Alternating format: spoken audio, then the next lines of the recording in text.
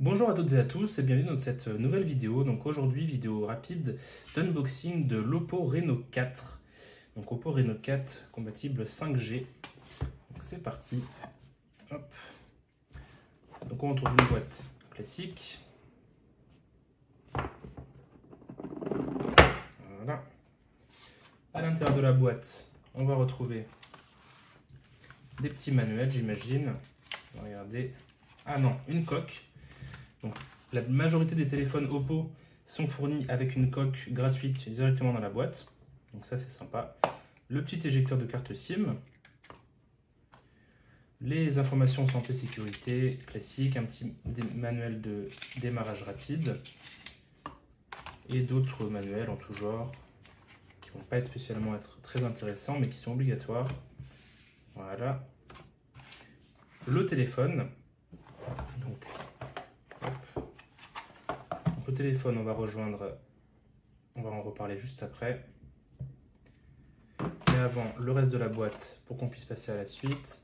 Donc des petits écouteurs type C, donc classique, hein. Un énorme chargeur 65 watts, donc c'est vraiment un des points forts de ce téléphone, on y reviendra juste après.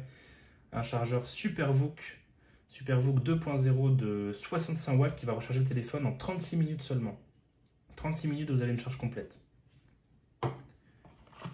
Et bien sûr, le câble type C, donc type A vers type C USB qui va avec, qui va nous servir à charger ce téléphone. Hop, donc tout ça, on va le mettre de côté.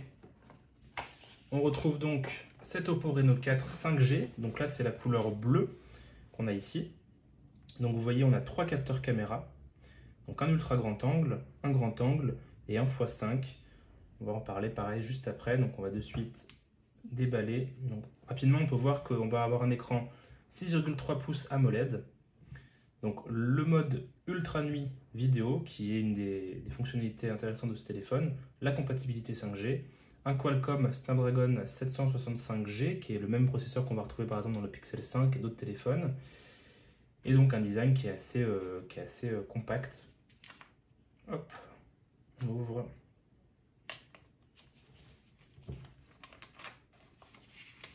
Voilà. Donc on va de suite enlever l'autre petite étiquette. Donc on est ici en présence d'un design en plastique, de mémoire. Hein. Si je dis pas de bêtises, c'est du plastique, oui c'est du plastique. Et donc vous voyez, on a aussi un protège-écran qui est directement intégré avec le téléphone, donc ça c'est assez sympa. On va de suite mettre la coque de protection. Alors avant, on va pouvoir un peu admirer les magnifiques couleurs. Donc vous voyez, ça fait des petits reflets bleutés. Et donc juste ici, on peut voir les 3 caméras avec le mode Ultra Steady. Et donc ça, c'est le laser pour l'autofocus et un flash. Sur le côté, le port SIM, un USB type C, les enceintes. Pareil, une enceinte ici. Et après, donc c'est du classique, les boutons volume et bouton power avec le petit liseré vert qui est assez sympa.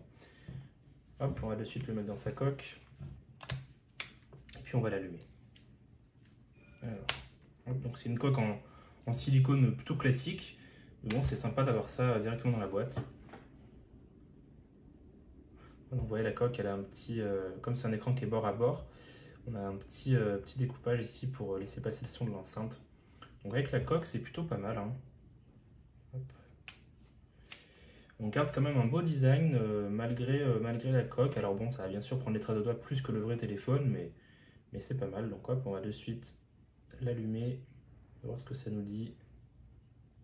C'est parti. Donc on va faire la configuration rapide. Donc français, France. Tac, j'accepte tout. Voilà. Je vais le mettre sur mon Wi-Fi. Hop. Suivant. Hop.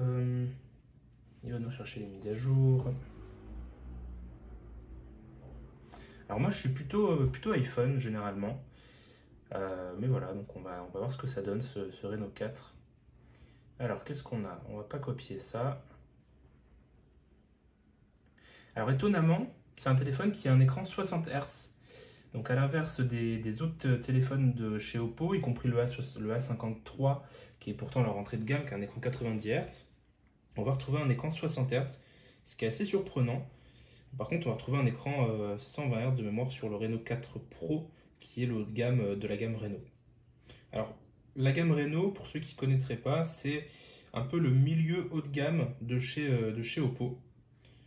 Donc chez Oppo, on va retrouver plusieurs gammes, donc les A qui vont être l'entrée de gamme, le Reno qui vont être les milieux de gamme, voire haut de gamme, et les Find X. Je vais essayer de retrouver un mot de passe Google avec tout ça. Les Find X qui vont être plutôt le haut de gamme. Et en fait, au sein de chaque gamme, il va y avoir... on va juste confirmer la petite notif, mais je ne vais pas pouvoir le faire comme ça. Alors, donc je me suis amusé un peu avec le téléphone, donc je vais pouvoir vous montrer un peu de quoi ça parle. Alors, donc tout d'abord, ce qui est intéressant, c'est un téléphone Android. Donc on a plein de moyens pour déverrouiller le téléphone. Soit l'empreinte digitale, qui est extrêmement rapide, qui est cachée sous l'écran, ça c'est vraiment cool. Soit directement la reconnaissance faciale, qui encore une fois est extrêmement rapide. Hop, on va déplacer ça un petit peu. Voilà, donc c'est un téléphone qui est très très bien équipé. On va avoir 8 Go de RAM et 128 Go de stockage. Vous voyez cet ordinateur là? Hop, je l'ai mis ici exprès. Ça c'est un MacBook. C'est un MacBook Pro 2019 que j'ai payé 1500 €. 8 Go de RAM, 128 Go de stockage. Voilà. On retrouve la même chose dans un téléphone à 550 € aujourd'hui. Donc on a une puce, comme je vous ai dit, Snapdragon 765G, qui va être donc, comme son nom l'indique, compatible 5G. 3 capteurs photo, donc encore une fois, comme je vous ai dit. Et donc pour faire simple, c'est très rapide, c'est très fluide, c'est très rapide. La seule chose dont j'aimerais vraiment, c'est un écran 90 Hz, voire 120, parce que c'est vrai que c'est très rapide, mais malheureusement, on n'a pas le temps d'en profiter, parce que quand on regarde, alors là, la vidéo est en 30 images par seconde, mais je peux vous assurer que quand on... Alors, je suis habitué, moi j'ai un iPhone 11, je suis en 60 images par seconde, mais c'est différent. Sur iPhone, il y a vraiment une impression de fluidité, même en 60 images par seconde. Ici, on a, par exemple, quand on scrolle dans le Play Store, on voit que ça... Voilà, c'est fluide, mais on a des micro-stutters qui sont pas forcément... Alors en vrai, ça se voit pas forcément beaucoup, hein, mais ne serait-ce que si je vais là, par exemple, on voit que c'est pas extrêmement fluide. Donc j'ai mis les gestes comme sur iPhone parce que je suis plus habitué, mais vous pouvez bien sûr mettre les gestes classiques. Je trouve que ça fonctionne plutôt bien. Pour avoir essayé différents téléphones qui proposaient cette interface, donc comme sur iPhone, avec des gestes vers le haut comme ça, enfin voilà, ça fonctionne vraiment bien, c'est très rapide. Donc ça, c'est un bon point. Maintenant, c'est un téléphone qui est vraiment personnalisable. On peut tout personnaliser, y compris même par exemple les icônes. Les icônes, si vous voulez, vous pouvez aller ici. Alors déjà la disposition de l'écran, donc soit en mode standard, soit en mode à tiroir, ou voire même en mode simple. Et surtout les icônes, donc le style des icônes. On peut avoir des icônes Art Plus qui sont les icônes refaites par Oppo sur les applications tierces. Donc ça c'est intéressant. Un style matériel, un style Pebble, ou un style personnalisé, donc on peut s'amuser vraiment à tout personnaliser si on veut avoir plutôt comme ça. Donc voilà, on va essayer comme ça par exemple, et vous voyez, ça a tout changé. C'est un téléphone qui est relativement léger aussi. Je ne sais pas exactement quel poids il fait, mais en main, en tout cas, il est plus léger que mon iPhone 11, alors qu'il est plus grand. Donc ça, c'est pas mal. Ce qui est vraiment intéressant sur ce téléphone, ça va être le mode photo. Donc, mode photo, vous allez avoir 4 modes photo. Donc, un mode ultra large, un mode classique, un mode x2 et même un mode x5. Et en x5, on est en zoom optique si vous voulez. Donc, c'est-à-dire qu'on ne va pas beaucoup perdre en qualité. Vous voyez, hop. Là, on voit vraiment très bien on voit très bien le logo, alors qu'on est en x5. Alors, je me suis amusé un peu à prendre des petites photos tout à l'heure avec. Donc vous voyez, ça c'est le mode classique, enfin le mode ultra grand angle, le mode grand angle classique, le mode x2, vous voyez la différence, et le mode x5. Et en x5, on voit vraiment beaucoup de détails. Si on était resté en mode classique, la villa qu'il y a ici, on la voit quasiment pas. Là, on a vraiment beaucoup de détails. C'est quelque chose que même moi, alors moi, c'est pas si loin que ça, donc j'arrive à le voir assez correctement. Oui, j'arrive à voir à peu près les mêmes détails avec mes yeux, parce que c'est pas extrêmement loin. Mais voilà, toujours est-il que de ma fenêtre, je vois approximativement ça, comme si j'étais en x2.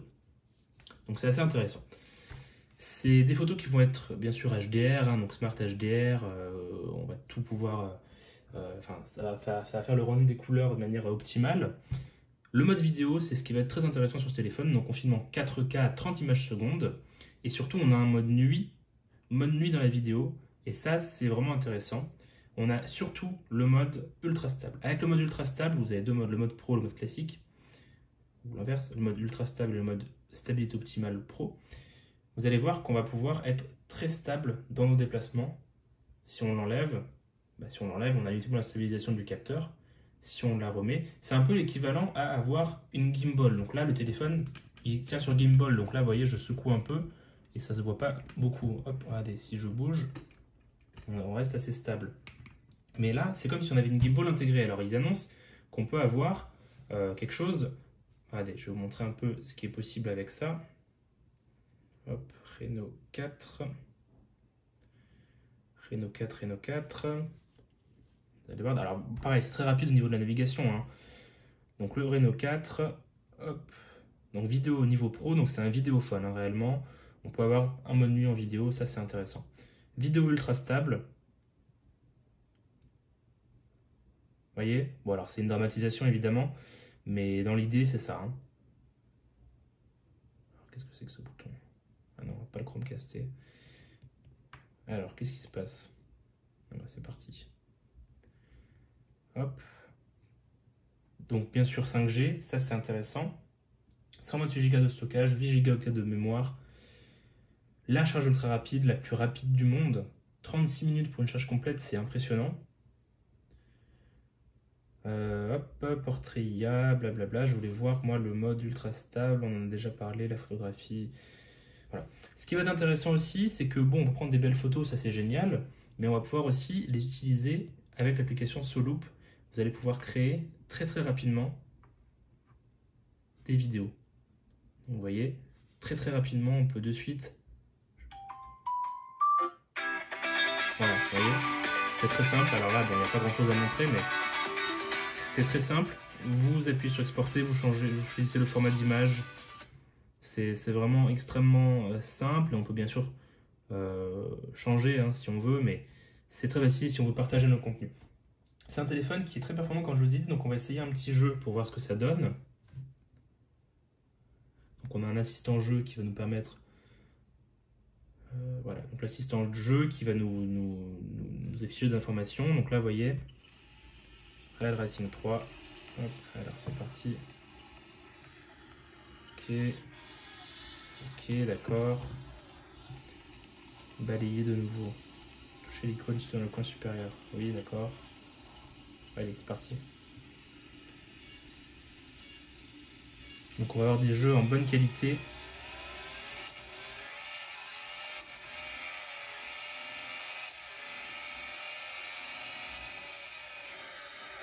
Hop. Voilà. Sans aucun problème. On va revenir au menu. Alors comment on fait?